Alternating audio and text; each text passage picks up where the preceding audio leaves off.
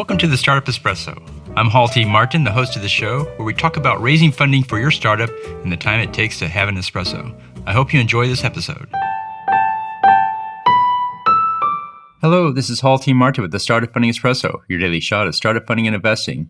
Anchoring is a cognitive bias defined by Wikipedia as a tendency to rely too heavily, or anchor, on one trait or piece of information when making decisions, usually the first piece of information acquired on that subject.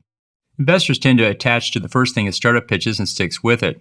The startup positions their deal as a service, such as providing education technology. Investors will view it as an edtech service. On the other hand, if the startup positions their deal as a software as a service business, investors will home in on recurring revenue streams and will look for metrics in that category. How you position your business at the beginning of the pitch is how most investors will look at it throughout the pitch. Consider positioning your deal up front for the investor audience you have.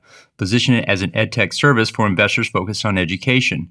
Position it as a software service deal for investors focused on recurring revenue. Or position it as a social impact deal for investors focused on impact investments. Don't fight the anchoring effect by mispositioning your deal for the investors you are pitching. Use anchoring to connect your deal with the investor.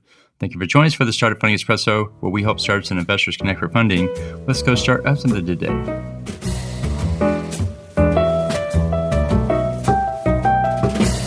Hall T. Martin is the director of Investor Connect, which is a 501c3 nonprofit dedicated to the education of investors for early-stage funding. All opinions expressed by Hall and podcast guests are solely their own opinions and do not reflect the opinion of Investor Connect.